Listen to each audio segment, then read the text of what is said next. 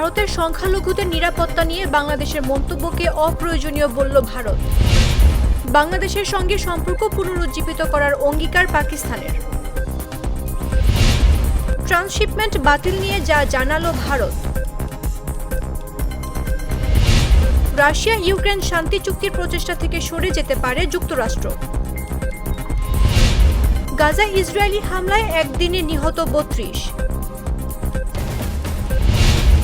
রাশিয়ায় অস্ত্র সরবরাহ করছে চীন, প্রকাশ্যে অভিযোগ জেলেনস্কির। ফ্লোরিডা বিশ্ববিদ্যালয়ে বন্দুকধারীর হামলা, নিহত ২।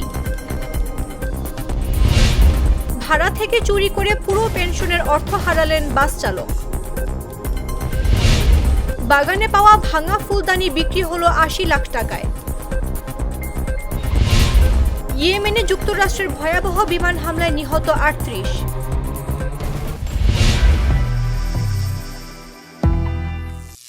করিম চাচা, আপনার প্রিয় মানুষদের কখনো বিপদে ফেলতে চাইবেন না স্যার। তাহলে আমাদের বিপদে রাখা কি ঠিক হচ্ছে? এজন্যই বিজলি কেবলস সবচেয়ে ভালো ও নিরাপদ। ফ্লেম রিটার্ডেন্ট পিভিসি দিয়ে তৈরি বিজলি কেবলস, নিরাপদ আজীবন।